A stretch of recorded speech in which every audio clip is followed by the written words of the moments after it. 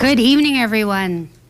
Welcome to the regular business meeting of the Lakewood City Council on May 11th, 2026. I called to order the meeting at 7:02 p.m. To connect with the council meeting online, please use one of the following links, either lakewoodspeaks.org or lakewood.org/council videos. For online public comments, you may post comments of any length to lakewoodspeaks.org. That is our online forum for public comments. Also has a lot of the backup information that you might be hearing about tonight. If you have any questions, lots of documents on there.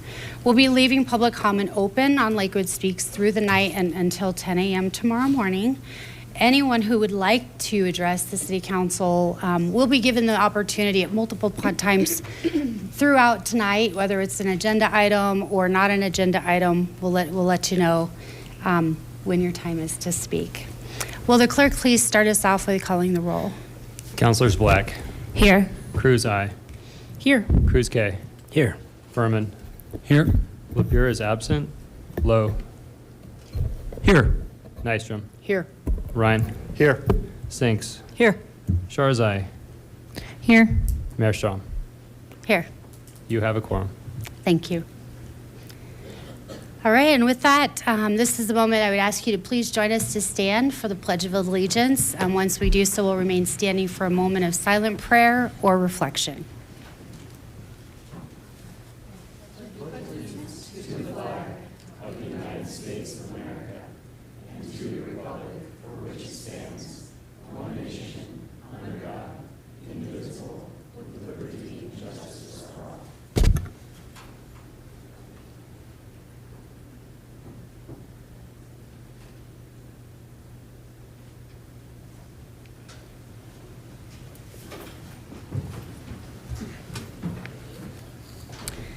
All members of the City Council have the responsibility to comply with the terms of Charter 7.2B and excuse themselves from voting on any matter in which they determine they have a personal, financial, or business interest. The City Council is empowered by Charter 7.2B to agree by unanimous vote, excluding the member at issue, to excuse any member of the council from voting on a matter in which they determine such member has a personal, financial, or business interest. Before we get started with the meatiest part of our meeting, basically all the meeting, I have a couple of agenda shifts, if you will, that we're going to make tonight that I'll just let everybody know in advance. First of all, we have two items that will be pulled from this evening's consent agenda. Those are items 5A and 5B. So if you're here for those, that is the Lakewood Youth Programs Grant as well as the Lakewood Community Grant Program. Just stay tuned. We'll be going through those after the consent agenda is done. So that's our first change. The second change, and this is a lot less common, is I wanted to say just a few words to give you guys a heads up on what we will be, what the conversation will look like as we move through items 11A and 11B that are related to the wireland-urban interface. So the vote tonight is actually when you hear a motion for that, what that motion will be is to postpone it indefinitely. We will talk a little bit about that as we move forward into the evening, but I wanted to let those of you know that might be here tonight for public comment that the conversation will be different than what we might have expected a week ago. So stay tuned. We'll give you more information as we get into that, but I wanted to let you know for those of you that are here for that audience item, for those of you that are in the audience for that item. All right, and with that, we'll start with proclamation number 1 for Mental Health Month. And for Mental Health Month, we have here Cameron Malcolm, Senior Clinician and Caregiver Support Specialist from the Jeffco Center for Mental Health. And Cameron, I'll meet you up here at front at the lectern. After we do that proclamation, we do have one more this evening, and that proclamation will be received by Katie Lewis, Museum Curator of the Heritage Lakewood Belmar Park. So Katie, okay, so after we're done with the first one, we'll take a picture and then you can join me up front. And Mayor Pro Tem Sharzai will be reading both. All right, we'll go ahead and get started. Proclamation, May is Mental Health Month.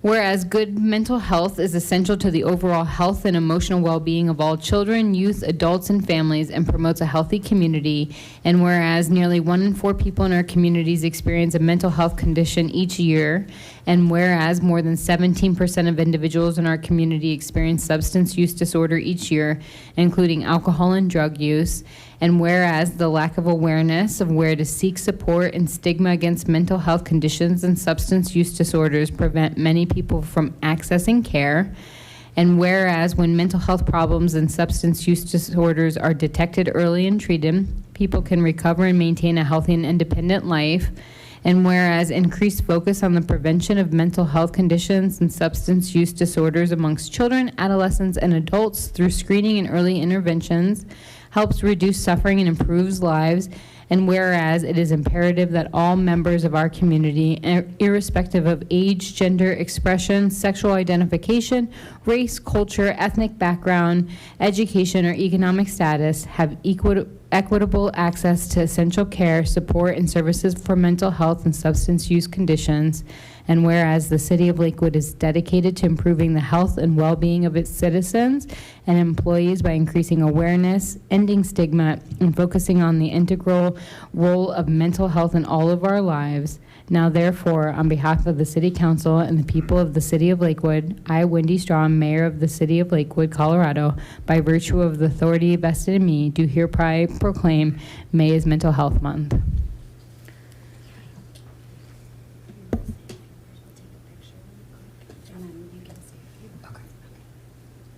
Camera?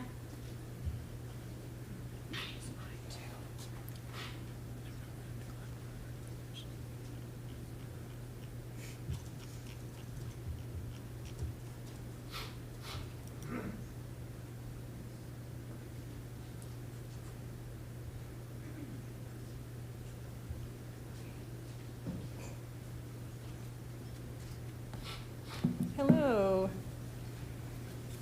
Thank you. My name is Cameron Malcolm, and I am actually the manager of our older adult services at Jefferson Center. I've been promoted since the last time you had my name down there. On behalf of everyone at Jefferson Center, from our dedicated board and staff to the wonderful people we have the privilege to serve, I want to thank you for declaring May as Mental Health Month in the City of Lakewood. Each year, Jefferson Center serves nearly 25,000 people, thanks to the power of partnerships with over 150 community organizations like the City of Lakewood.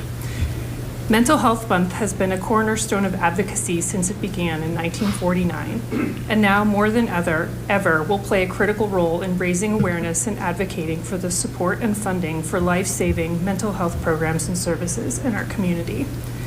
The support of our communities ensures that we can continue to provide services for those who need it most in our communities through vital care such as therapy, counseling, substance abuse, and crisis services for youth and adults, as well as community training such as mental health and QPR, mental health first aid.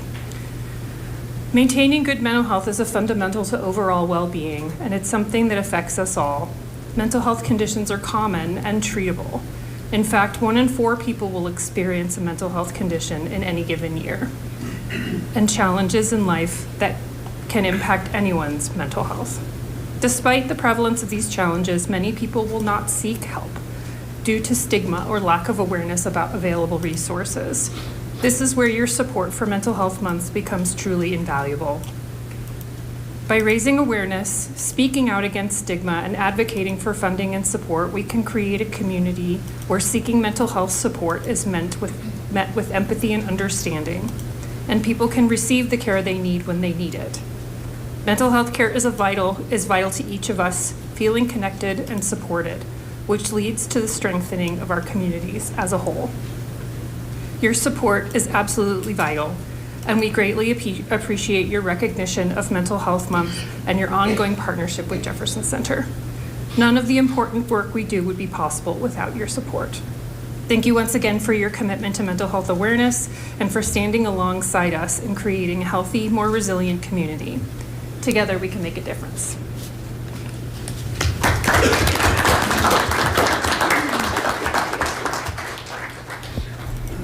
All right.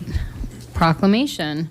America 250, Colorado 150, Heritage Lakewood Belmar Park 50.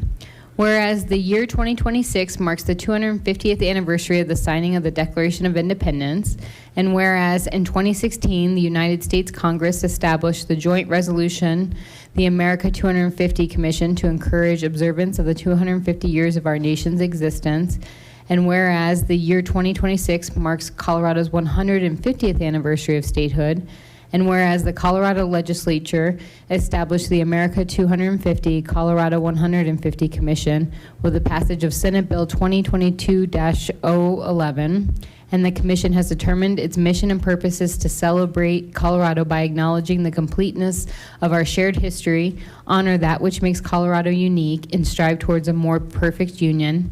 And whereas the year 2026 marks the 50th anniversary of the City of Lakewood's History Museum, Heritage Lakewood Belmar Park, and whereas Heritage Lakewood Belmar Park has planned commemorative 50th anniversary activities, including new interpretive signage that expands visitor learning, a free 1970s themed rock and block party event in June, and a history exhibition about the beginning of the Heritage Lakewood Museum, established during the bicentennial that runs from August to November 2026. And whereas the City of Lakewood encourages community members to take advantage of the resources available from the America 250 Commission, the America 250 Colorado 150 Commission, and Heritage Lakewood Belmar Park to participate in commemorative events, historical activities, opportunities for public discourse, new scholarship around Colorado's complete history, new educational opportunities, and historic preservation. Now, therefore, on behalf of the City Council and the people of the City of Lakewood, I, Wendy Strom, Mayor of the City of Lakewood, Colorado, by virtue of the authority vested in me, hereby proclaim 2026 as a historic year for America, Colorado, and Lakewood.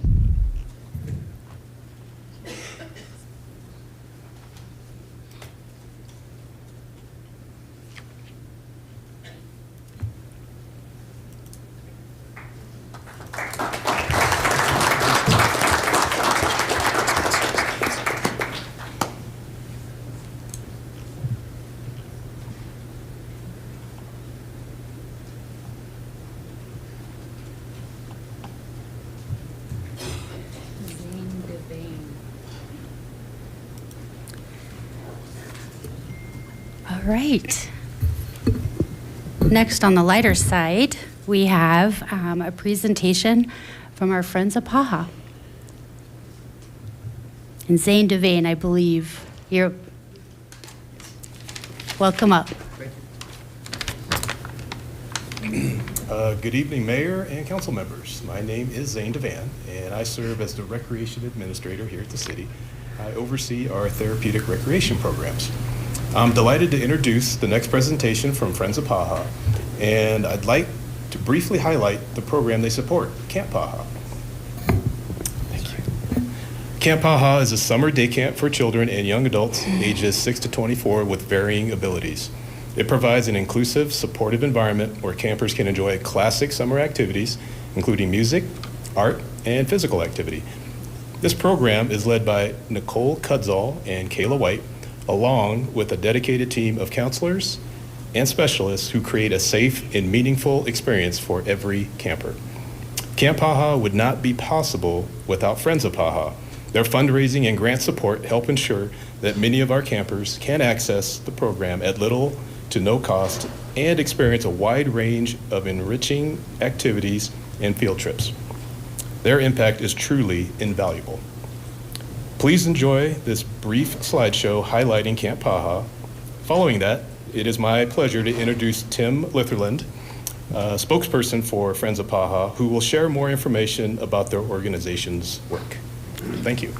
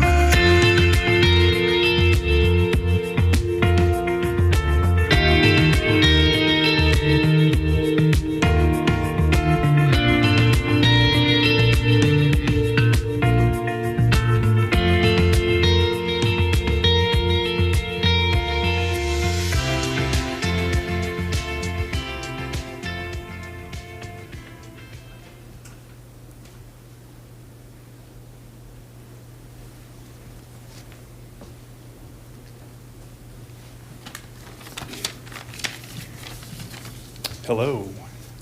Thank you for your time this evening, Honorable Mayor Strom and City Council members. My name is Tim Litherland, and I'm representing the entire board of Friends of Paha. I'll call it FOP every now and then, so just to shorten things. Friends of Paha was started in 2003 by parents, grandparents, and community volunteers associated with Camp Paha to fill a gap in order for families to access Camp Paha. Today, the board of directors of Friends of Paha is comprised solely of volunteers who donate their time to raise money for the campers, and many of these board members are here this evening. This is our president, and we have board members here. The FOP board combines their skills to raise support for operational costs and to help individuals pay their camp fees. Without this financial support, many of these children would need to spend their summers at home without the opportunity to have fun with old and new friends and learn life skills in an alternate, nurturing environment. Over the years, FOP has been able to fulfill a full or partial campership request, and in 2005, we raised enough funds to provide 100% of the families for their full 2025 camperships that they requested. And that comes to the amount of $31,350 that we raised. We gave also $11,949.17 towards supplies and field trips for Camp Paha, and our goal is to do the same for 2026. So on behalf of the board of directors of Friends of Paha, it's our honor to present you with a check for $43,299.17.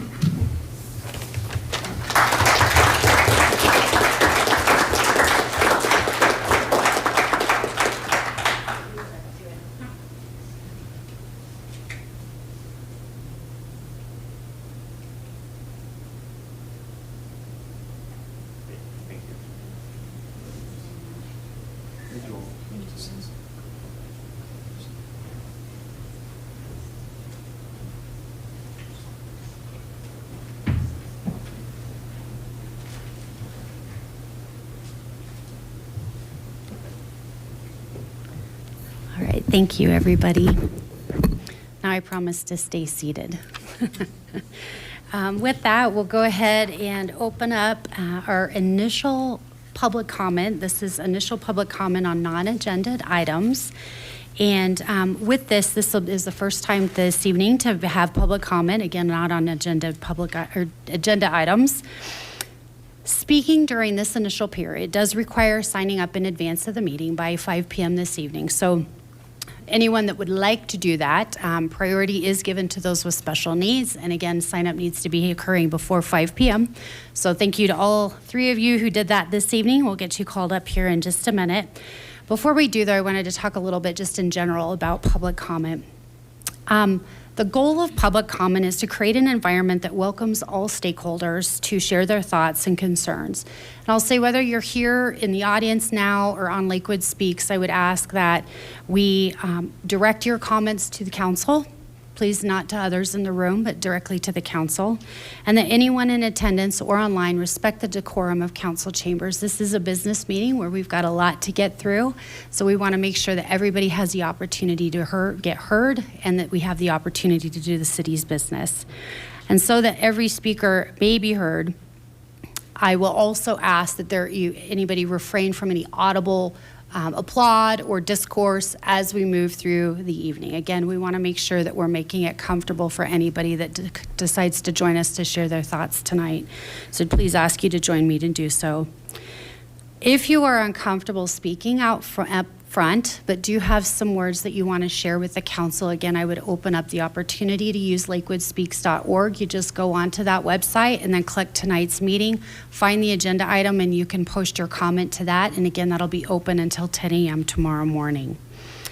With that, if you also have any handouts, please, you'll hand them over to the city clerk, and then after the meeting, those will be distributed to the city council. And this is a listen-only session, so regardless of which time you come up here for public comment this evening or which slot on the agenda, we are here to listen to you. This is not a back and forth exchange. If you're here for a reason that needs some kind of an answer, you can always, staff is here, city council, reach out to myself, phone, email, in-person meetings, you name it. But for the purposes of the council meeting, we are in listen-only mode. So just want to let you know that. And once the clock starts, as we call names, we'll ask you up here, same place, the lectern, where the proclamations were read. Please go ahead, state your name and state your address, or your name and your ward if you'd prefer that, and then we'll get your 3 minutes started. We do have one time tonight that we've got pooled time, so that'll be up to 10 minutes for those speakers, and that is a group of speakers. I'll explain that when we get there. So with that, we'll go ahead and call forward our 3 people that are signed up, again, on our initial public comment for non-agenda items. First, I have Gail Ryan, then Melanie Garcia, and then Ryder Smith.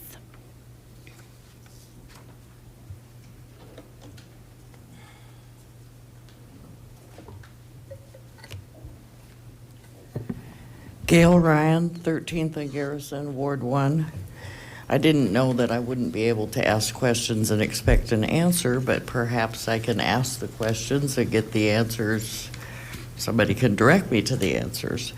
Last month when I was here, I said that the elected reps for Wards 1, 2, and 3 should really walk their wards to actually know what makes the neighborhoods uniquely desirable and how many multifamily, duplex, triplex, fourplex, small apartments, and townhomes are already in each ward, inside and outside the 3 to 5 block density along the transit corridors.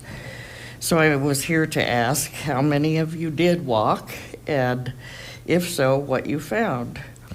If nobody did, I encourage you to do that. And if not, I would like to know if those statistics exist in any of the studies or research that were done in creating the proposed code. So if you're asking for citizen engagement to work towards some improvements in our code, I believe it's reasonable to request the statistics about what already exists in our wards. And I continue to maintain that a significant amount of the affordability problem is the result of city planners and developers thinking that they could cash in buying properties and putting multifamily and density, thus increasing the demand and value of land to be more valuable than the older small homes that were within reach of young families. Lakewood citizens had already expressed the desire to slow growth with a previous vote some years ago instead of mandating growth. So that's my comments. I Thank hope you. someone will provide me with those statistics. If not now, get out there and get them. I don't know if they're available, but you can certainly call city manager's office. Melanie Garcia.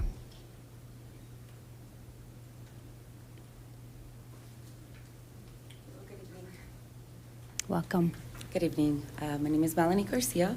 I am here to let the businesses of Lakewood know that we are going to be in the city offering complimentary services to businesses as for networking, collaborating in regards to a new company that I started. It's called Unite to Ignite. And it is a public benefit corporation. And the ultimate goals for us is to definitely attempt and keep attempting to end chronic homelessness, to prevent individuals that already are housed, to prevent them from losing their home, and to ensure that everyone has housing that is safe, decent, and affordable with the de-escalating crisis intervention, stigma busting awareness campaigns type of a thing. So Unite to Ignite is a powerful movement. It's aimed to help and protect the mentally, residentially, and financially challenged. Unite to Ignite is a powerful call to action for a grassroots movement dedicated to uplifting and protecting the most vulnerable members of our society, the mentally, residentially, and financially challenged.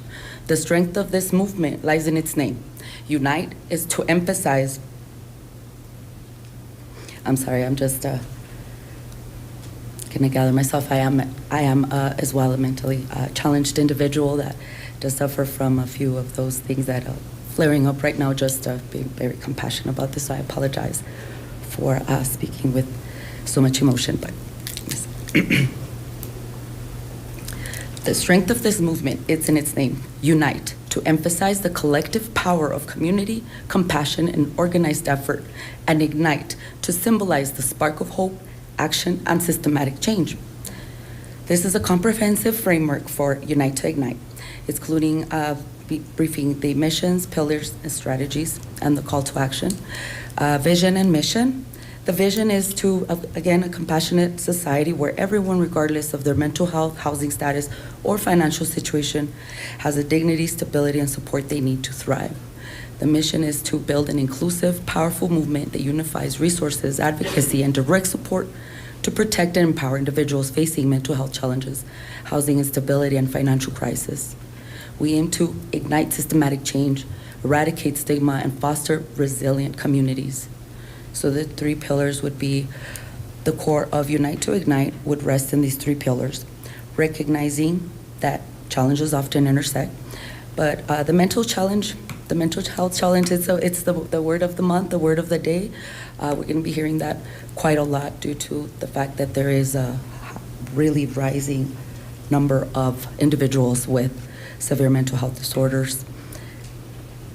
So the goal would be to make mental health care accessible, affordable, free from judgment, eradicate the stigma associated with mental health, including some type of training for the police, for people that are in the positions to help that are not trained, how to deal with different types of mental health disorders. There's a variety of them. So someone that is trained will be able to handle things like that. But when there's officers Ms. Garcia, and whatnot your that are time is trained- up. Okay, thank you. Thank you kindly. Yeah, thank you so much. Ryder Smith.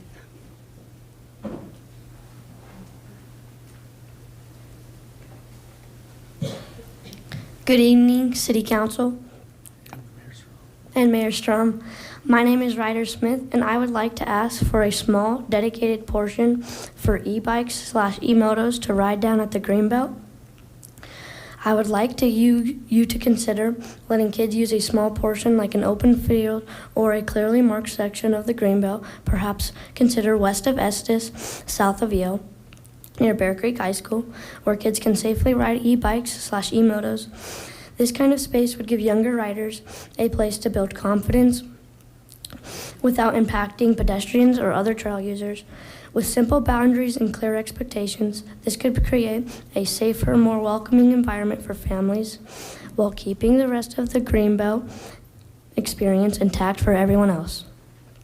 All I want for this community is for everyone to have a safe place, and I think letting kids use an open field to build jumps, have a fun time, and meet other kids would help them get off of screens, go outside.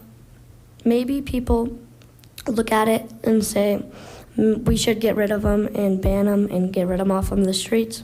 But I think we need a solution, and I think adding this part of the Greenbelt where kids can ride would be a great addition for Lakewood.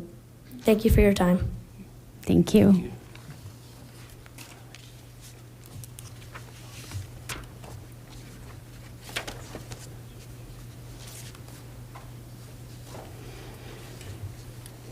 Okay, moving on to this evening's consent agenda. I mentioned we're pulling items 5A and 5B. Does anyone have any other items they'd wish to pull from consent? No. Okay. Will the clerk please read the new consent agenda into the record? Thank you, Mayor. The consent agenda is comprised of the following items. Item 5C, R 2026-37, endorsing the projects and project funding levels in the City of Lakewood 2026 Annual Action Plan for the Community Development Block Grant Program.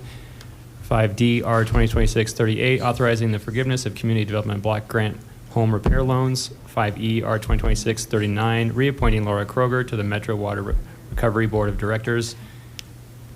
5F, R 2026-40, approving an intergovernmental agreement with the Colorado Department of Transportation regarding maintenance and operation responsibilities for improvements in facilities associated with the US 6 and Wadsworth Boulevard interchange project. Item 6A, first reading on ordinance O 2026-19, declaring the intent of the City of Lakewood to acquire interest in property for public purposes for the construction of lighting facilities along the W Line bike path from North Lamar Street to Mount Air Park, and pedestrian and cycling facilities at Lamar Street and Harlan Street, and authorizing negotiations with property owners, acceptance of conveyance instruments, and condemnation of real property interests subject to further council approval. Item 7, approval of council minutes, regular meeting minutes, April 27, 2026. Item 8, calling a special council meeting. Thank you. All right, thank you. I have no one signed up to speak on this evening's consent agenda. Would anyone like to speak on the consent agenda items?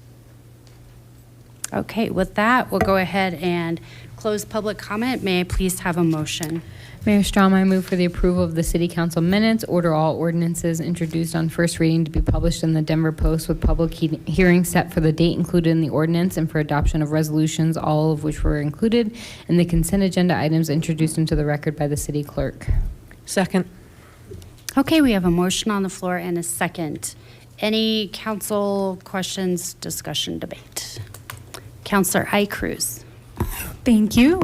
Since we will talk about a couple of the other investments we're making this evening, I'll save a couple of the comments I was planning on making on those. But did just want to highlight, since we are passing this fully as a consent agenda, that there are some exciting things for Ward 2 in this kind of package of policies, namely forward momentum on the US 6 project, which is going to have important safety and placemaking improvements for us in Ward 2, but also for everybody in the city and beyond that drives up and down Wadsworth.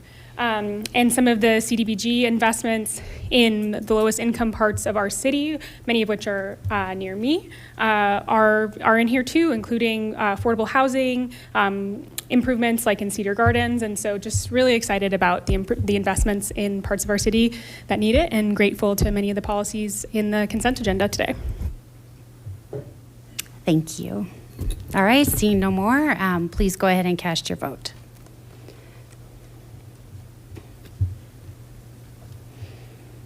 That passes 10 yeses and 0 noes.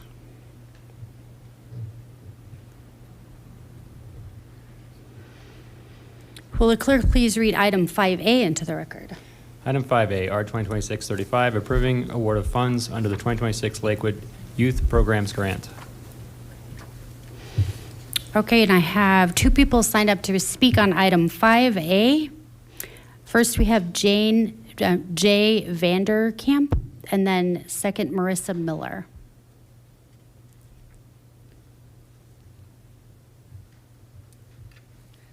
Hi, I'm Jay. This is my first time doing this, Ward 3 representing, and I just want to say thank you for the opportunity. I'm with Angelica Village, and I think you guys vote, but I hope you vote for us, and it would do tremendous things for our youth this summer. We constantly are looking for places for them to get involved and to, again, stay off screens, kids said. So thank you for considering us, and yeah, that's all I got.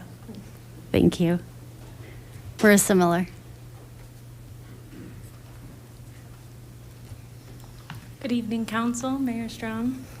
My name's Marissa Miller, and I'm here on behalf of the 40 West Arts Creative District to thank you for consideration for the Youth and Community Grants Programs funding.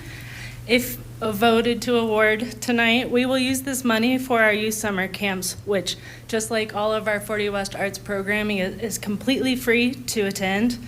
This money will help us pay for our camp teachers, pay for the kiddos' lunches and snacks all week, and help pay for our creative venues and partnerships that help make an unforgettable experience for families that may not have otherwise have the opportunity, all at no cost to our local community. Thank you for supporting 40 West, considering to support 40 West, and thank you for allowing us to serve our local youth with these awarded grants, if awarded. Thank you. Thank you. That's all I have signed up on item 5A. Was there anybody else that would like to speak on 5A? Okay, we'll go ahead and close public comment. And may I please have a motion? After you do it. Mayor, I move for the adoption of Resolution 2026-35. Second. All right, we have a motion on the floor on the second, and I am going to give the floor to Councilor Black. She has a few words to say. For items 5A and 5B on this evening's City Council agenda, I have identified that my position as Executive Director with 40 West Arts District qualifies as a conflict of interest pursuant to the terms of the Lakewood Charter 7.2B, and as such, I'm excusing myself from voting on items 5A and 5B this evening. Thank you, Councilor Black. Councilor Lowe and then Councilor Ryan. I was just going to briefly say there are just a lot of great organizations on this list doing great work. A number of folks said nice things on Lakewood Speaks to the effect of thank you, and I would just say people don't need to be thanking us. We should be thanking all of you for all the incredible work. It's really overwhelming how many organizations do, low visibility, really sometimes thankless but deeply important work in the community, and thank you for doing it, and I hope you keep doing it. Councilor Ryan. I also want to echo what Councilor Lowe just said. Thank you very much to all the organizations, not only on this list, but that we heard from the proclamations. This is actually one of my favorite meetings of the year because we do hear about and read about all these different organizations that are adding so much to our community. And so thank you to all of the hard work there. The small investments that the city is making in these organizations, I think adds to the vibrancy, the robustness, they bring joy, right? Uplift our entire community. And so the small amount that the city is making to allow these organizations to continue their activities and to enhance and to really make Lakewood a great place to be. It is a small investment and one that we are compelled to make in my mind. Thank you. Councilor Cruz. Thank you. Echoing a lot of the comments of my colleagues and just expanding a little bit on what I was saying earlier, I think just really grateful for so many of the organizations in Ward 2 and around the city that are doing important work in our community for our youth and for so many people across the community. So some of the great orgs I saw in there that are in Ward 2, we have Jeffco Eats, we have Muddy Soul Homes, 40 West Arts. Appreciate talking about the important free summer camp for youth. I know that that's something we hear a lot from constituents about is struggling to figure out what to do with children during the summer. Wolves and Fishes at Mound Air Christian Church and Brown Bag Ministries, Firefly Autism, Lakewood Arts Council, Gold Crown, so many great Ward 2 gems, and I'm so grateful to be neighbors with all of you. All right, thank you, counselors. I'll point out one more time, LakewoodSpeaks.org is where we have all the backup information for tonight's meeting, which includes the list and not only the list, but the good work that these organizations are expecting to do with the grant money. One of them I love helps paint and refurbish the front of houses for older adults, helping them to be able to stay in a home that looks beautiful. So thank you to everybody who is in this room that is a part of any of the work that is done. And thank you, Council, for all of your support in that and your comments this evening. So with that, we do have a motion on the floor in a second, and that is the end of discussion that I've got in front of me. So please go ahead and cast your vote on 5A.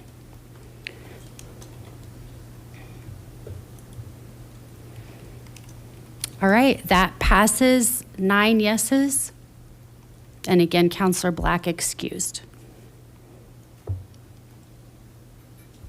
May I please have item 5B read into the record? Item 5B, R 2026-36, approving award of funds under 2026 Lakewood Community Grant Program. May I please have a motion? Mayor, I move for the adoption of Resolution 2026-36. Second. All right, we have a motion on the floor in a second. Mayor Pro Tem Sharazai, your hand is up. Yes, thank you. This is one of my favorite nights of the City Council year. We have a tremendous amount of community organizations that do so much great work.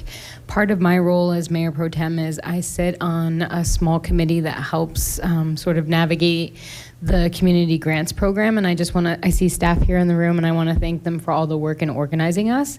And I am just really proud of the sort of commitment we see from our community in helping to advance and support some of our most vulnerable populations. And I would be remiss if I didn't advocate on behalf of the committee we would love more than $100,000 to give out in future grant years, which I committed to saying. So thank you for that. Thank you. I don't have anyone signed up to speak in public comment for this item. Would anyone like to speak to 5B? Okay, seeing none, we are ready to go ahead and please cast your votes.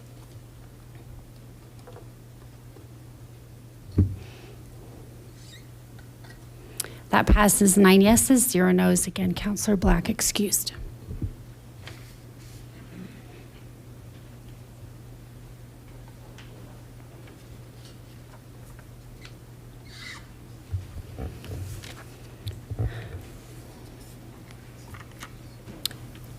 Will the clerk please read item 10A into the record? Item 10A, second reading, public hearing on ordinance 2026-17, setting the salaries of municipal court judges.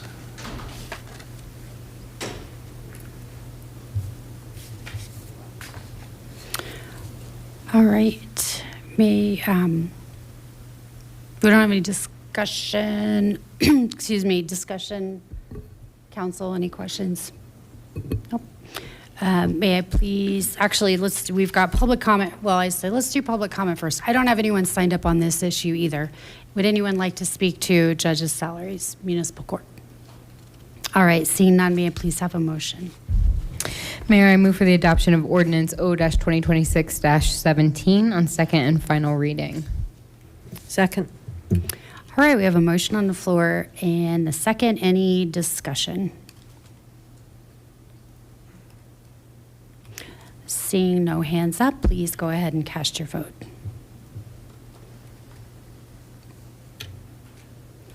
That passes 10 yeses and 0 noes. Will the clerk please read item 10B into the record? Item 10B, second reading and public hearing on ordinance 2026-18, authorizing supplemental appropriations to the 2026 revised annual budget in the amount of $3 million from Jefferson County. All right, we have no presentation on this. Do we have any council discussion before public comment? No hands up? I have no hands signed up for public comment. Anyone wish to speak on this item? All right, we'll go ahead and close public comment. May I please have a motion? Mayor, I move for the adoption of ordinance O-2026-18 on second and final reading. Second. Okay, thank you.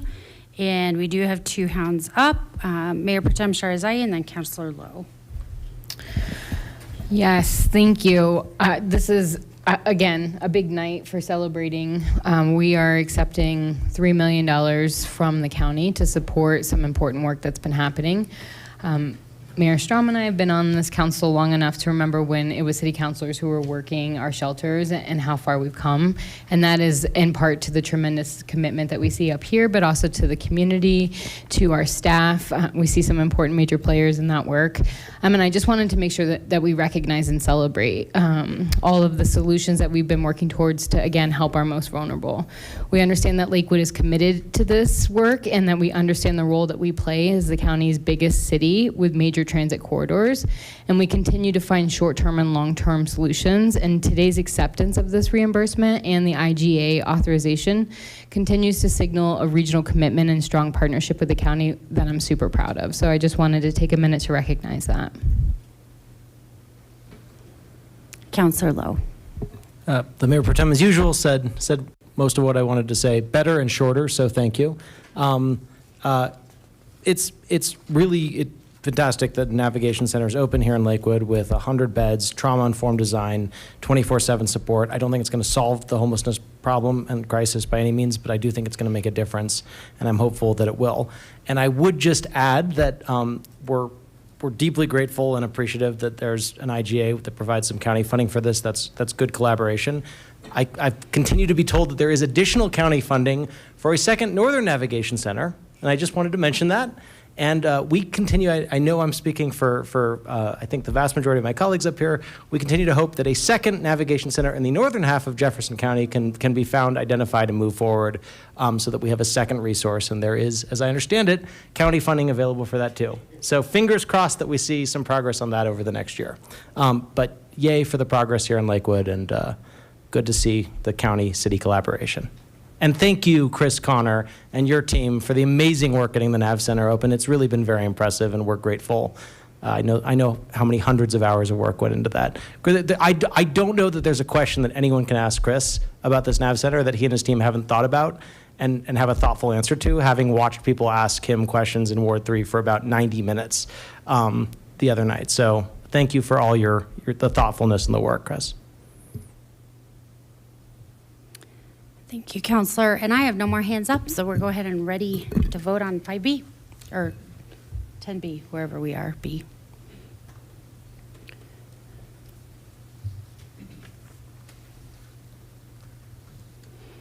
That passes, 10 yeses and 0 nos.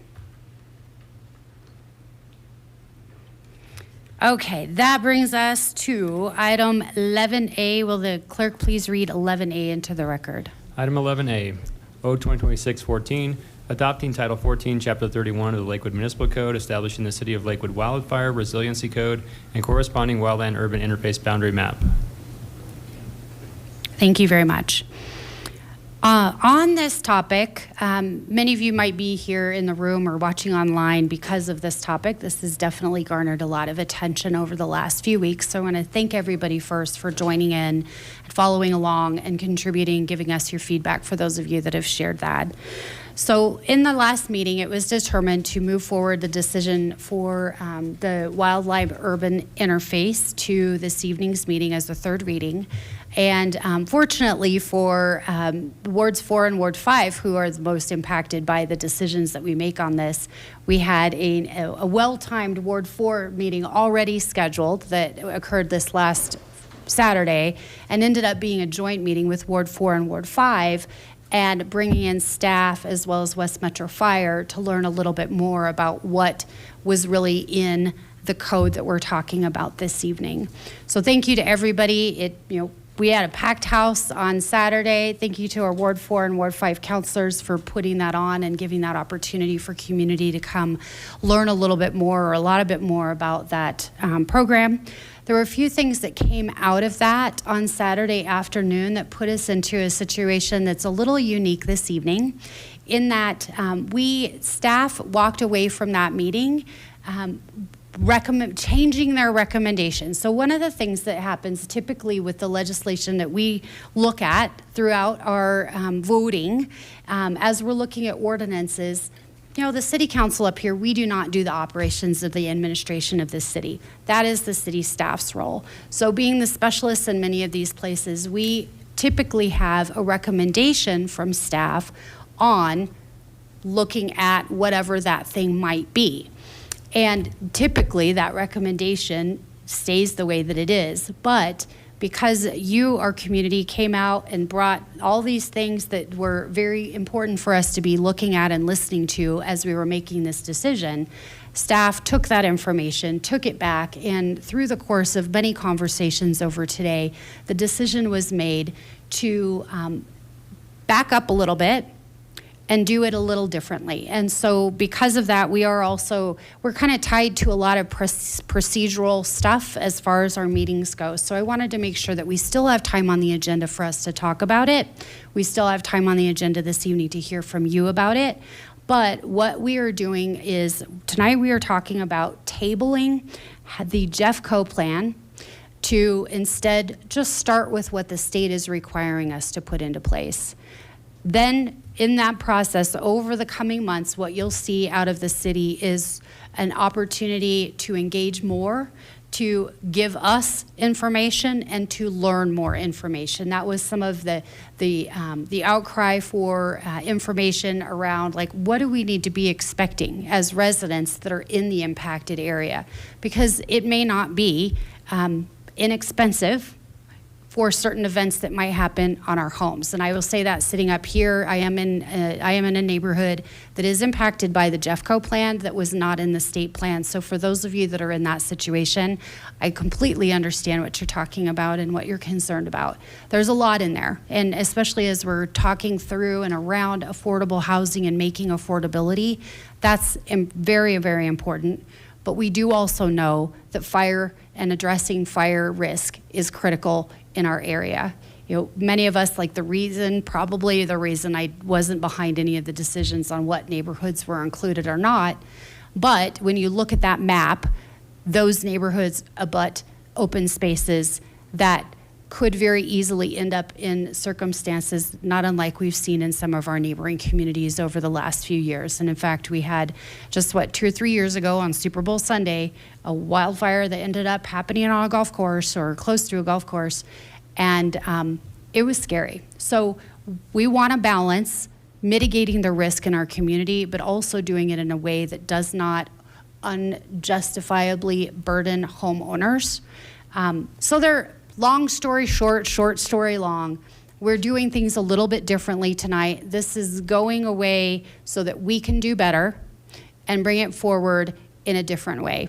So I say that with just because the motion that you're going to see or hear from us usually is I move to vote on X thing, but what we're doing instead tonight is moving to table the thing. The reason that we need to table it is even though, if we were to stand up here and say, okay, Lakewood, we're going to vote the state recommendation or the state requirements, not the county requirements. We don't have that in front of you or in front of us, and we don't have that in front of you. It's going to take a little bit of work to take those state things and figure out exactly what is in our code that is in alignment with state law.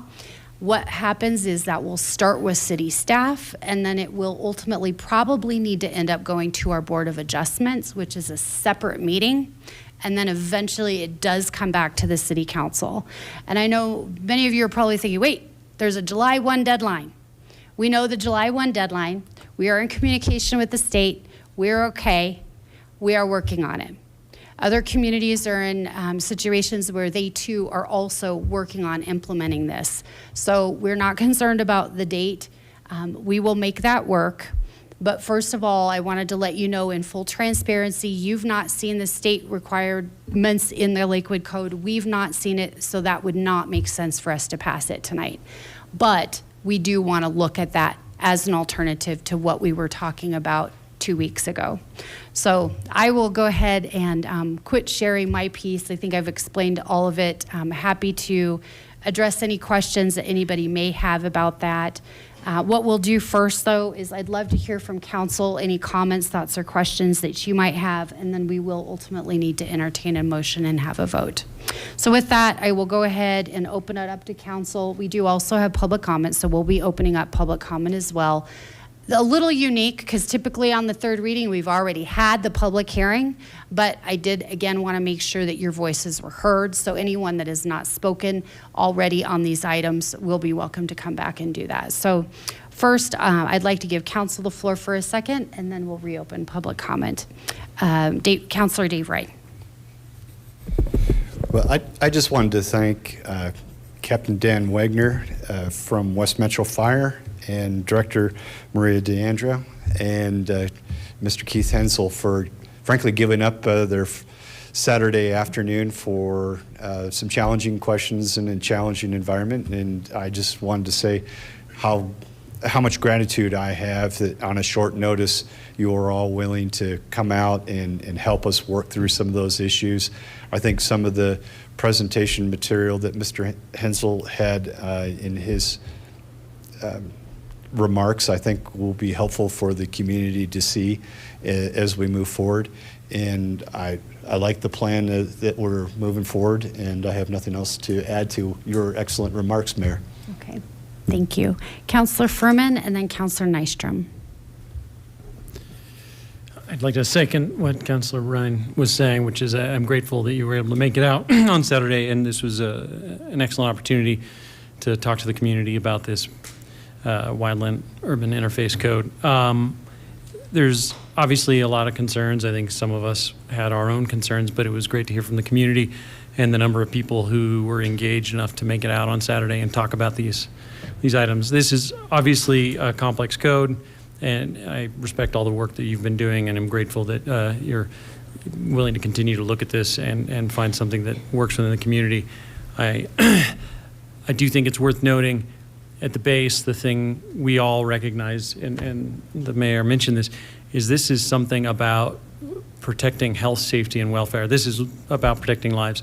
And so both, one, we support the intent of it and look for ways to make sure it works for our community, because the intent of this is about human life. But we also recognize the need to find a way to make sure it works within our community. So again, grateful to both the people who came out and you for giving the excellent presentation on Saturday. Thank you. Councillor Nystrom. I'm not going to belabor the point, but again, thank you for your presentation, for fielding all those questions, and for your flexibility. I really appreciate that, and the flexibility of fellow councilors. When you run out of chairs in a large room on a Saturday afternoon, that tells you that there's some passion and some interest and engagement, and I think being able to take a step back and listen to our citizens goes a long, long way, and I believe we will make this right and come up with an equitable solution that makes sense for everyone while also maintaining our safety. And not one donut was wasted, so it was a good day. Thank you. All right. Thank you, everybody. I too echo staff. I thank you so much for your flexibility and your, well, lots of flexibility. Just appreciate it. Thank you. Okay, so with that, we'll go ahead and open up public comment. And I do, let's see, I've got 5 here, starting with Steve Eppelman, then James Power, and then Dale Monahan. No one's still here?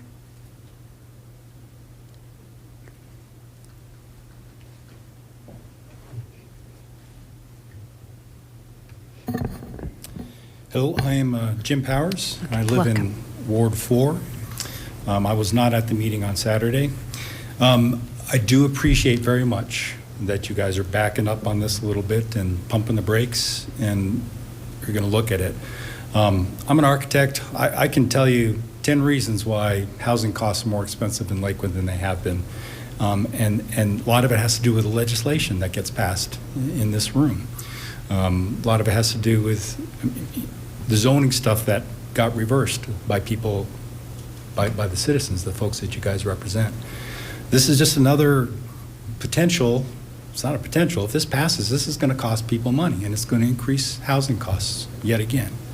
So I would just ask that you guys, I know you guys care about housing in Lakewood, and I would just ask that you please think about, obviously we could save human lives if we sprinkle at every house and we put fire hydrants on every corner, and we change the speed limit on the highway to 25, right? But, you know, we got to be practical.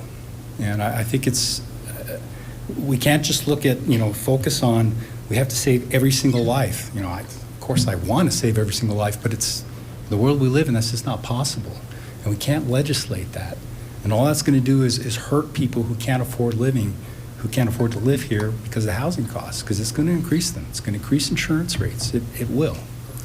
So again, thank you very much for stepping on the brakes here a little bit and rethinking this. I appreciate your time. You guys have a good night. Thank you. Dale Monahan, then Kelly Brooks.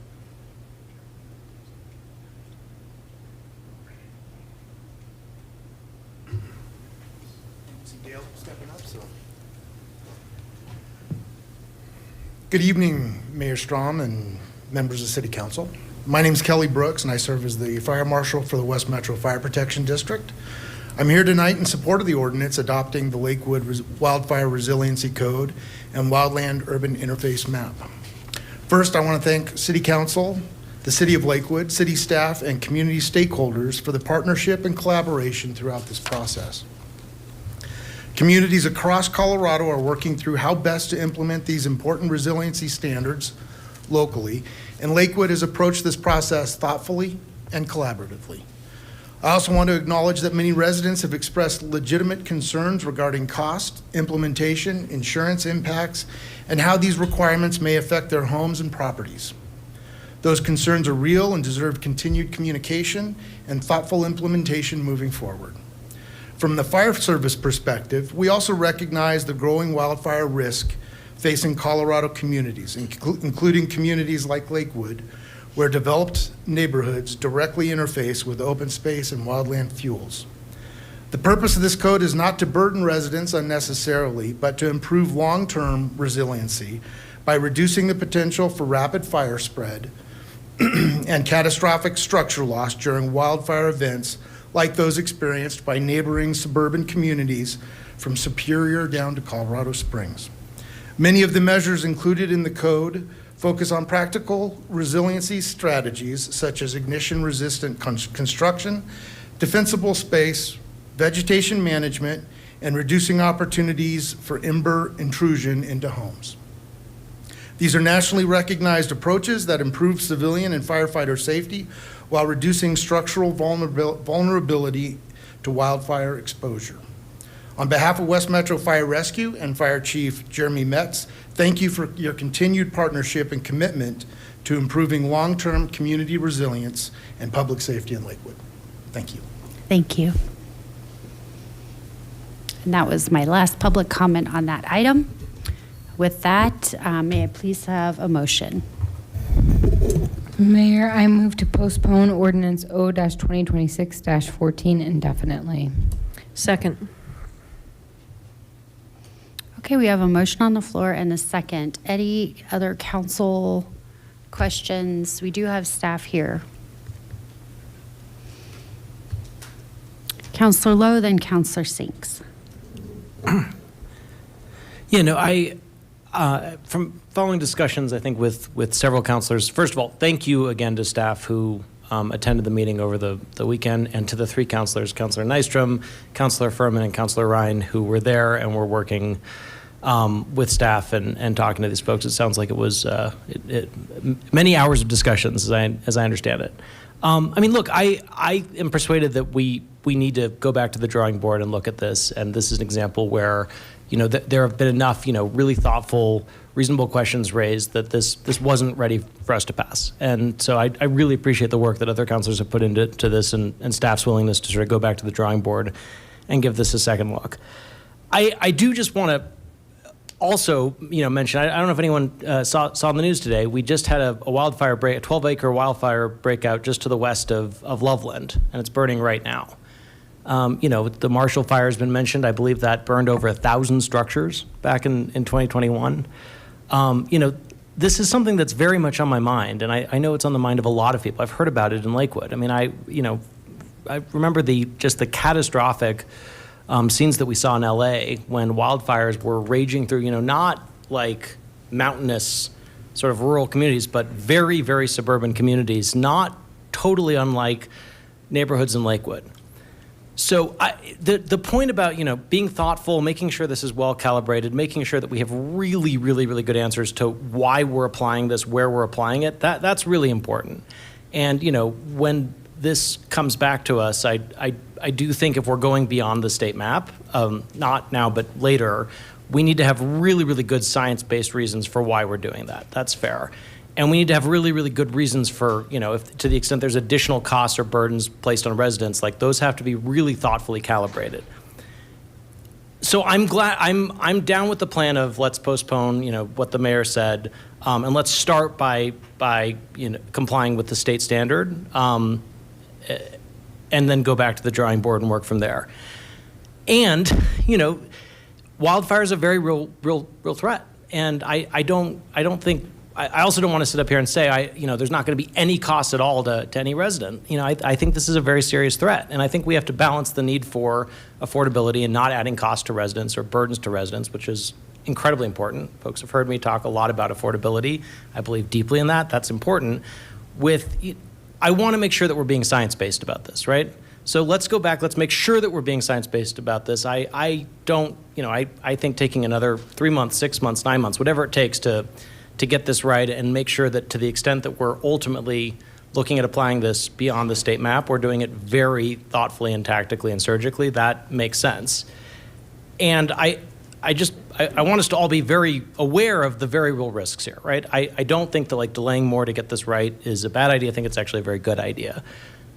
And the risk of wildfire to Lakewood is real. And, there are folks I know who worked for the county on this, worked with the county on this for years.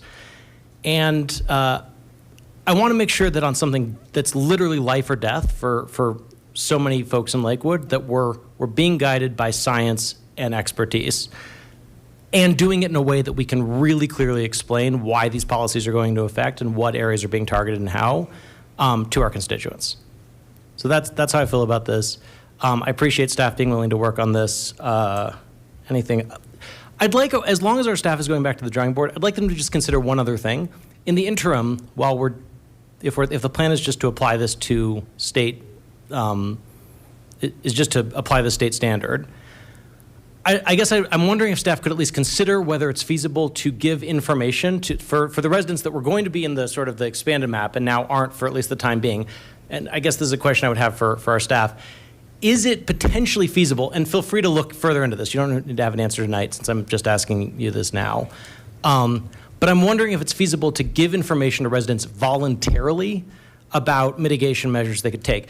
I totally hear the concern about, gosh, if you suddenly change the map, does that affect my insurance rates? Fair.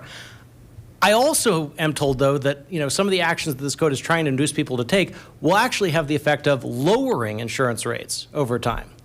And I think that's real, too. I mean, so the affordability and the cost burden piece goes both ways, right? To the extent that some of these vegetation, well-calibrated vegetation removal actually reduces the risk of wildfire, that could lower rates.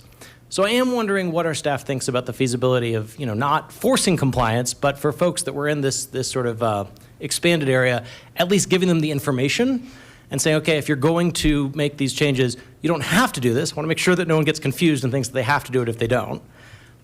But is there a way that we could at least get, useful information in the hands of our residents meanwhile to try to encourage mitigation? Absolutely, Councilmember Lowe. I think the intent of this ordinance is that it's one tool in the toolbox in terms of fighting wildfire mitigation within a developed suburban community. Some of that is vegetation management in open space or parks areas, wherever. So it's one piece of the overall puzzle. And our intent would be is to make people aware we're coming into likely a very dry summer period, is working with our emergency manager as well as West Metro Fire to get more of that information out. So it may not just be items related to this code, like the hardening or the vegetation removal, but other recommendations from our fire department as well as our emergency manager that could go a long way to making steps voluntarily by residents to their homes and properties. Thanks for that. When this comes back to us, I would be interested in seeing I understand the public works team is juggling a lot of important balls. Totally appreciate that. If there's a way that doesn't, that's workable, we were about to sort of ask people to comply with this code in a much broader swath of wards 4 and 5. So is there a way that if folks are planning to do these modifications, we can at least say you don't have to do this, but we recommend you do this? That's something I'd be interested in seeing. And in the same vein, for the exponentially smaller group of homes that are still going to be in the state map, I think when we do revisit this, after we comply with the state in the next couple of months, but before we revisit areas beyond that, it would be useful to get data on, the very, very small number of homeowners in the state map area and their experience. So did this cause friction? Was there a cost burden issue? Was this easy? Just getting sort of specific examples of, I assume for a vanishingly small number of homes to whom this will actually apply over the next, 3, 6, 9 months, 12 months, getting that data on how compliance went so that so this isn't an abstract conversation when we revisit it. We're actually able to talk about, Sue or Mary or Steve who did the thing and what their experience was. Those would be my thoughts in terms of, setting us up for success when we do potentially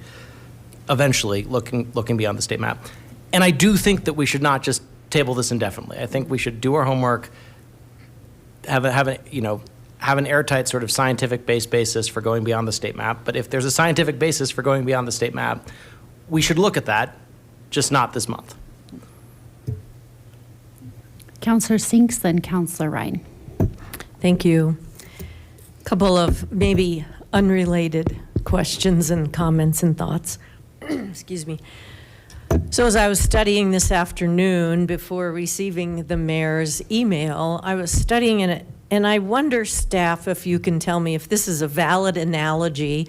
I know that analogies break down somewhere, but one thing that came to mind was talking to a neighbor just really maybe 5 streets over, and they were in the floodplain district, and they had to pay extra insurance. It's like, wow, you have to pay that insurance. I guess I'm lucky. I didn't move into a floodplain district. And so that's been around a long time. And then is this new wildland urban interface resiliency plan, this is all very new. Is that correct? Could you talk more about my analogy if I've explained it well enough? Yeah, you're right. The floodplain, which is overseen by the Federal Emergency Management Association, or FEMA, has designated floodplains for decades. And typically, if you're in certain zones of floodplain, you are required to, in some cases, purchase additional insurance because of that. This is still relatively new, and so we want to hear back from the insurance community about exactly the impacts. And to Councilmember Lowe's point, that may decrease, it may increase. And some of our colleagues in West Metro Fire, as well as Jeffco, may have already had those conversations. So we want to get that information from them, talk about the insurance impacts as we go forward. But yes, the floodplain process and insurance requirements have been in place for over decades. Mm-hmm. Thank you. So, yeah, we are entering a new time frame, as we've seen just grass fires that ignite and spread, and whole areas are destroyed, as we've seen in the past, and that certainly will happen, unfortunately, as we continue to be so dry, etc. So that was one thought. And then to continue on, I think our last, when we were doing our last meeting, we had our last meeting on this, we talked about some useful information that if you live here, then this is what you do. And of course, we haven't landed on our code yet. But do you have any thoughts on what you might have been thinking about what you would produce, the useful information? Yes, we actually presented some of that on Saturday. So our intent would be is to have graphics, have easy, digestible information and handouts that we can provide, even if we do just adopt the state code, how that affects those homeowners, as well as, again, to the comment from Councilmember Lowe, if you want to voluntarily do some of this stuff, here's some ideas, but you're not included in those zones. So those handouts, we are in development of those right now, and depending on where we ultimately land, we'll finalize those and have those available both on the city website as well as through other means to communicate that out to the public. Great, thank you. And one last comment is to everyone to just stay involved. And one really great way to stay involved, so sometimes we receive emails from who knows, they live in Lakewood, but it just says city council members, blah, blah, blah, blah. And it's like, oh, I wonder what ward they're in. And so it helps me a lot if when someone emails, they can identify the ward that they're in, so that then if it's Ward 1, I'll go, okay, I know, I need to be more responsive than just the blanket city council, who's gonna cover that? So it'll be very handy if you stay involved and you give specific suggestions to your specific counselor, either one or both. That'll be very, very helpful. So it's not just, we don't like this, my insurance gonna increase and all that. Yeah, it's new. This is a new age that we're living in with all of these terrible fires that are coming.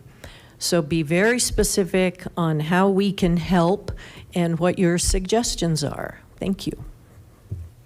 Counselor Ryan and then Counselor Furman. You know, this is an incredibly important issue, and I think Councilor Lowe really highlighted some of the really big things that we should be thinking about. And I'm mindful of the idea that wards 4 and 5 are certainly the most impacted, to some extent Ward 1 as well. But frankly, all of our city should be thinking about these issues, whether it's, you know, and I guess I would just hope that we would have some resources available, not just to the wards 4 and 5, but really to the entire city, to say, if you have the ability, you have the financial means, for example, to buy the siding that is less flammable than others, here's some of the city approved list of different materials that we can think of, our shingles and so forth, and have that readily available to folks, because a fire could break out anywhere in the city, and if there's a 60-mile-an-hour wind, the fire doesn't care whether it was on a map or not. I mean, the Marshall Fire, as was pointed out, was not on a state map. And so it's just another reason that we should be thinking about these issues. And I'm so appreciative of staff to really be thinking about this in a really smart way. And I don't think that anyone should have the expectation that whether it's the state map or any other map that comes through, that there isn't going to be some financial hurt. There is going to be some financial hurt. And that's frankly just the environment that we live in and the place that we live in. And it's unfortunate. And hopefully we can find a very balanced means of tackling this issue and coming to a common sense solution. And I look forward to knowing that staff is going to present that to us at some point. So thank you. Counselor Furman. I just wanted to, and I'll sort of throw these out as a general question. I think one of the upshots as we move forward on this is that I think a lot of the public will get an opportunity to see that, as you had pointed out in the meeting on Saturday, only the people in that room perhaps were there to hear, but a good reminder is how much of this we already have.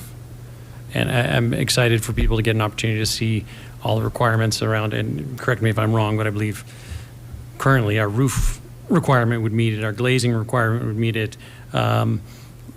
I mean, essentially your vent screening requirements, it's a slight change, but there's not really a cost difference when you go from the kind that's required already to, and so a lot of the physical hardening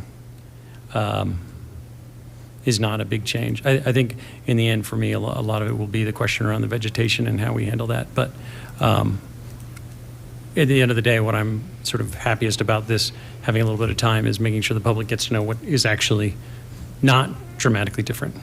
Because I know we saw it in the meeting, there's a lot of people who had questions around things that I think once they know, it will be sort of a relief. So thank you again. All right, that is the last hand that I have up. So we have a motion on the floor. You did the motion, right? Yeah, and a second. So we will go ahead and move forward towards voting now. And just a reminder, a yes vote means to postpone this topic indefinitely. Please go ahead and cast your votes.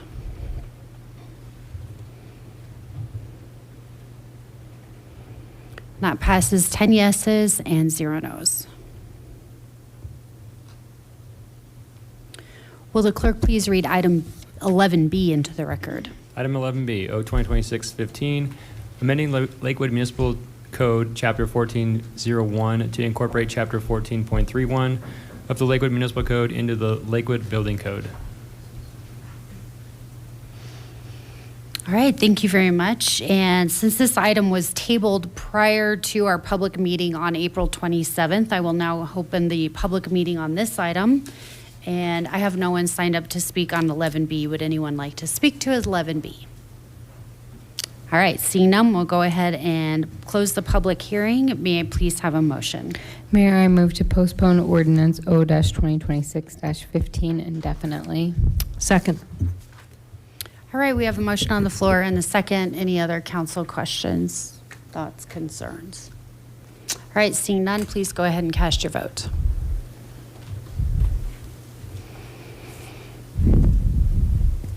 And that passes 10 yeses and 0 nos.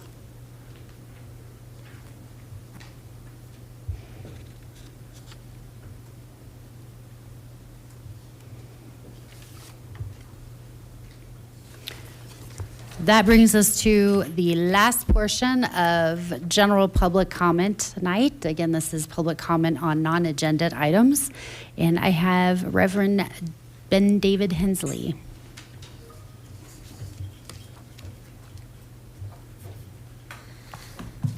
Good evening, Honorable Mayor, councilors. My name is Ben David Hensley. I'm a resident of Ward 2 and pastor of Lakewood United Methodist Church.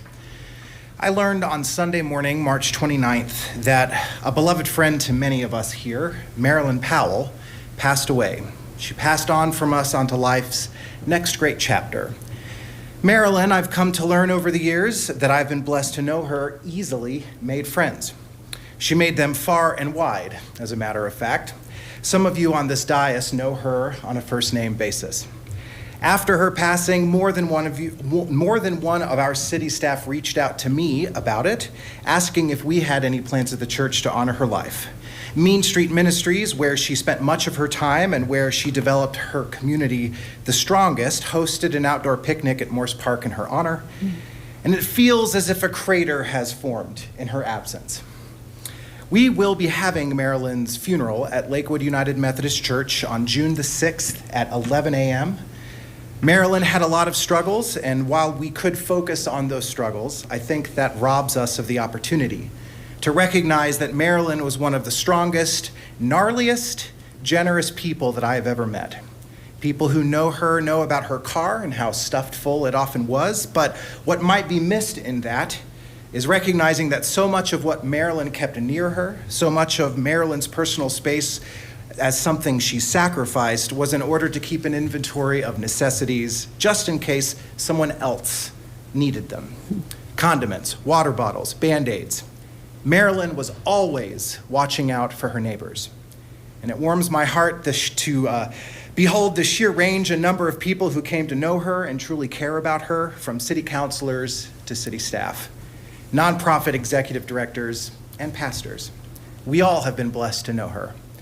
I did want to raise a special thanks here to Lakewood Police, namely Sam Smith, who helped waive the impoundment fees for Marilyn's truck so that I could pick it up on her sister's behalf and keep it safe without accruing any mounting impoundment fees. I also wanted to note that Sam was not the only city staff who reached out to me about Marilyn's arrangements. Now, how can we best honor Marilyn's memory? As a city, I think that answer is actually pretty simple. In all of the ways that we, as a city, can provide aid, relief, shelter, and safety to the uncountable number of people that Marilyn cared for and cared about, that is how we honor the way that she lived her life, selflessly, with deep kindness, and a witness to abundance. We have so much work left to do to make our city a place where people like Marilyn can be afforded greater dignity and access to the most basic human needs. May we not tire from that labor, and may we not fear what it takes to actually invest in those necessary solutions. Thank you all so much for your time. Thank you. All right, that's it that I've got on general public comment. Anybody else want to speak general public comment? Nope. Okay, we'll go ahead and close that. And that brings us to general business portion of our evening, which we have no items on general business. Do we have an executive report? No, no executive report. So that will take us on to our council reports, and we will start this evening with Ward 1. Thank you. Excuse me. Thank you, Mayor. Saturday morning, I had the privilege of picking up mulch. It was it's really great to just drive the truck up and have the end-loader dump in the mulch and take it home, and it's still sitting in the pile. I haven't distributed around my yard yet.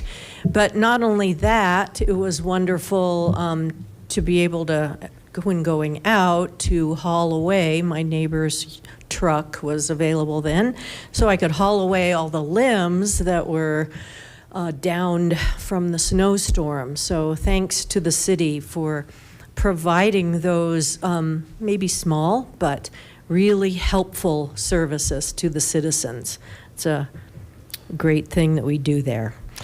A second thing before I turn it over to my co-counselor is, so the Colfax Marathon is coming up soon, and other counselors that weren't picking up mulch or dropping off tree limbs were cleaning up Colfax. And so Colfax cleanup in preparation for the 20th year of the Colfax Marathon.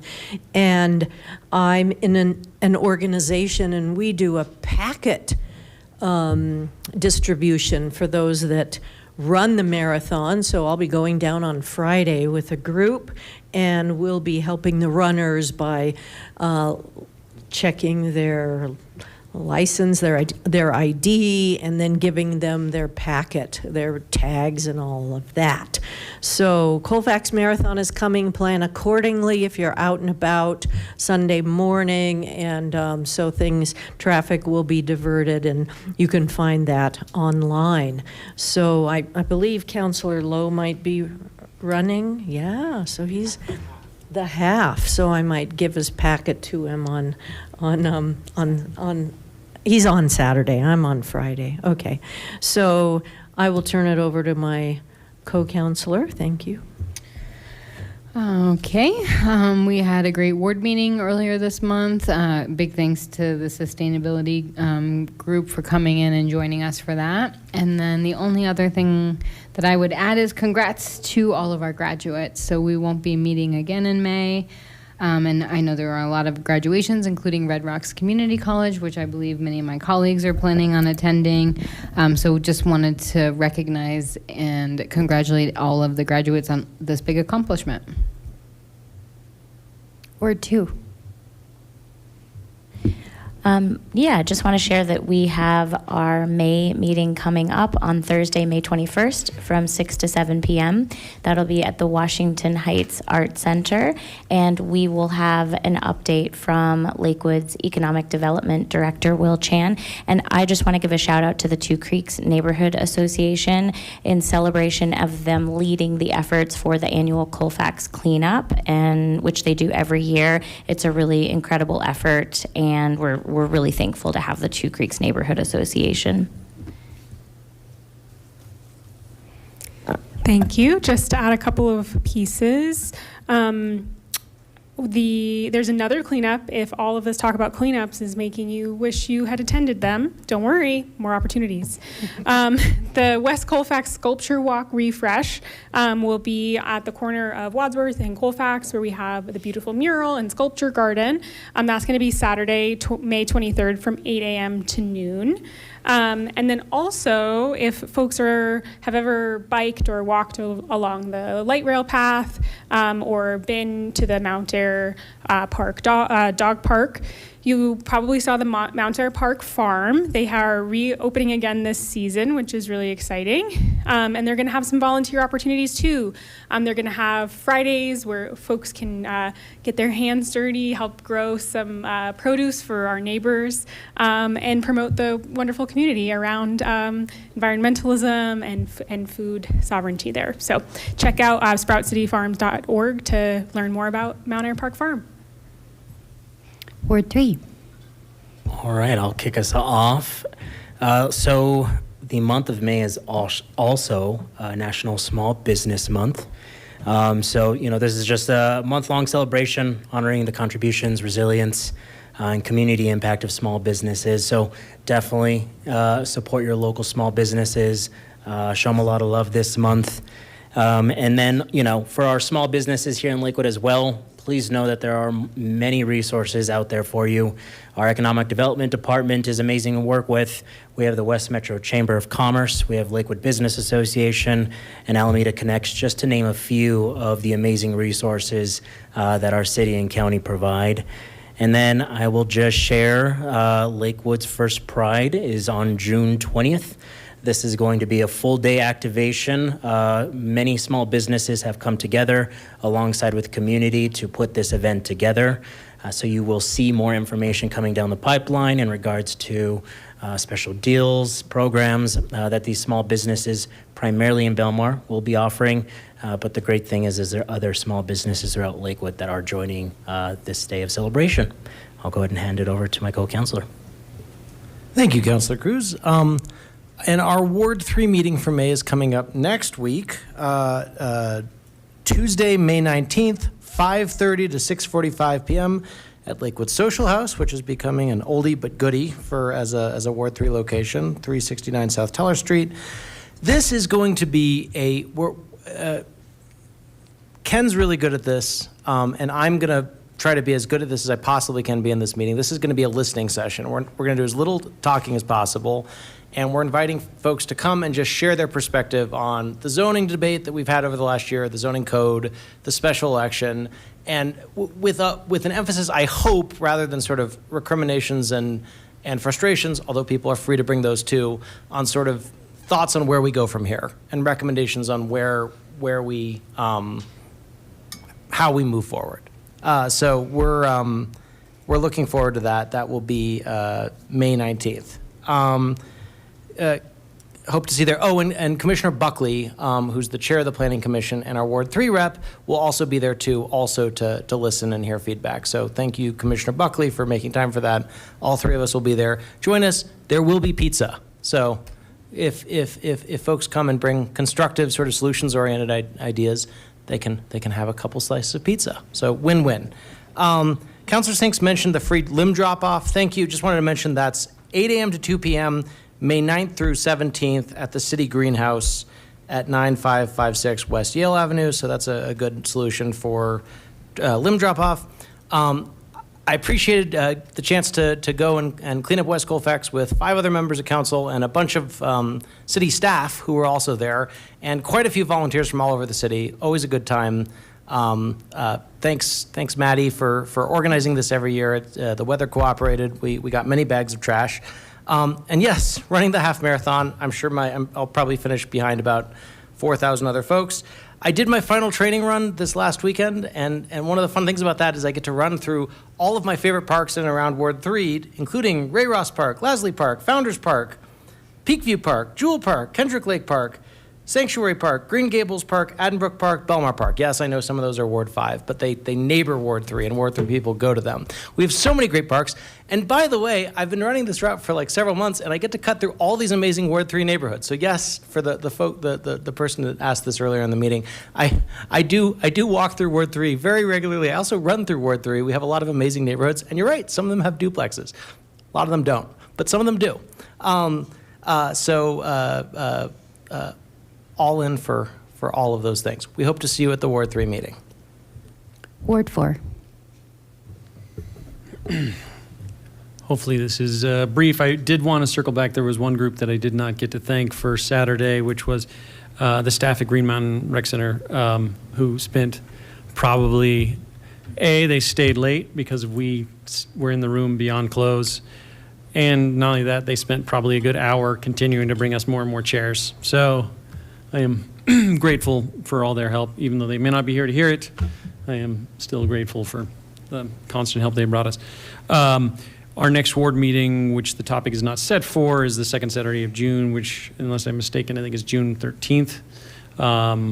We will, obviously, as soon as we have the final topic, we have a potential one, but as soon as it's locked in, we'll let people know. I hate to pile on with the Colfax cleanup, but first time I did it was last year. I was grateful to go out again this year and bring my son, because it's sort of a great way to start May, which, as everyone points out, is super busy with graduations and all the other events. So I look forward to, I'll see you at the Colfax, although I'm only doing 10 miles. So anyway, thank you. I don't have much to add to that. Good point on the staff. We did our best to try and get folks out by 3. The meeting went an hour long. I'm grateful to our Ward 5 counselor who was able to join us as well, because that was extremely helpful to have the joint meeting.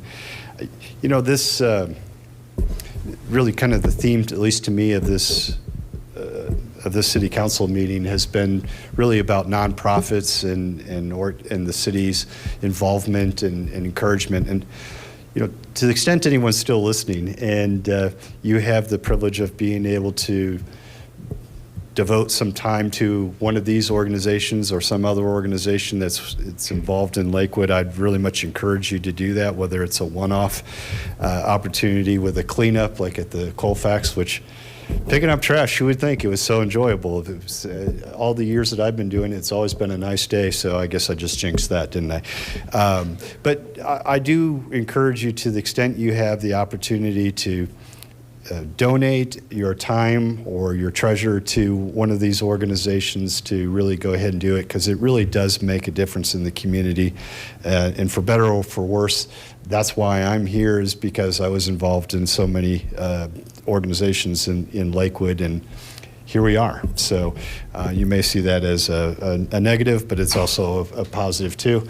And I also want us to just recognize that the city staff has been very flexible in being thoughtful about a lot of things. It could be as small as we had a snowstorm, and so we extended the days when you can bring the limbs, right? That was already supposed to have expired, and the city extended the time for being able to do that. And the city's willingness to allow us to use rec centers to have public meetings. And there are things that the city can do better, and I know is trying to do better, but I also want us to be mindful and recognize when the city is doing good things and trying to help all of our residents lift up. Thank you. Word 5.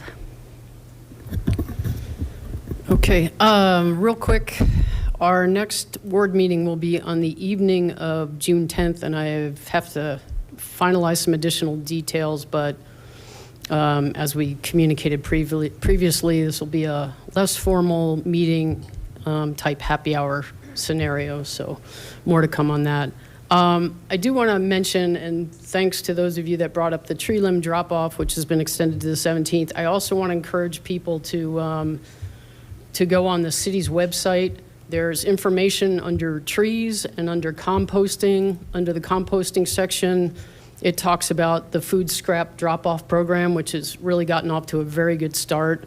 And I'd encourage anybody that's interested in that to look it up. But there's also, you know, information on grass cycling, leaves, backyard composting, and yard waste, which is really, really helpful. And under trees, there's also a section what talks about watering your trees and how to maintain them and what should be done year-round for your trees. I know we're all under water restrictions, and hopefully people are adhering to that, but please don't neglect your trees. We need them. They're vital, and they need our help right now. So, and hopefully if more people bring tree limbs down to the drop-off, we will get another mulch pickup day. Since between the cleanup and the ward meeting, some people missed out on that. So I'll try to put in a plug for that. And I was really impressed with all of the organizations that came tonight and were presented with grants. It's incredible the number of people that we have involved in these significant organizations in our community, and it really improves the vitality of the community and the engagement. Thank you. All right, one more update, and I will let everybody go for the night. I simply wanted to give an update on the zoning code. We are now a month past the special election, and many of you may know that invoked a lot of emotion throughout our community, and we are only just now beginning to have some conversations, and I wanted to let everybody know kind of where things are, even though we're just at the infancy stage of that. We don't know yet how we plan to move forward. We know how we are not planning to move forward. I want to share with everyone that there is no intention to bring back all 358 pages at one time in a few months. This will be something that I've already started to have some conversations with community members across our community. Whether we voted yes or no, we want to figure out how the best path forward is for our broader community, because we do still have a housing crisis, a housing shortage that needs to be addressed. And we also have neighborhoods that we want to make sure feel like they won't be upended in the process. So this week we are beginning to I have asked to have a private sit down with each one of our city councilors to enable them the opportunity to share with their candor and frankness their unique messages that they had received from their community constituents. We will also be taking all of that and putting it together as part of our data set to figure out where we can find common ground that might make it easier for us to move forward, and what are things that we might need to look at maybe a little bit differently or a little bit deeper as we move forward. So for those of you that are watching and wondering how we're moving forward, just know that that's not yet shaped, but we are beginning to have conversations. And we just want to make sure that everyone understands that we're going slowly. We do want to make sure that everyone gets the opportunity to have feedback. We had a lot of that last year, but clearly we have more to do. So we will keep working on that. In the meantime, I just wanted to kind of let everybody know, as I think I'm starting to get a little bit of questions, not too much, but because we are a month after the election, wanted to let you know where we are on progress with that. And that's all that I've got. So with that, we'll go ahead. We've got no further business this evening, and so we'll go ahead and adjourn us at 8:45.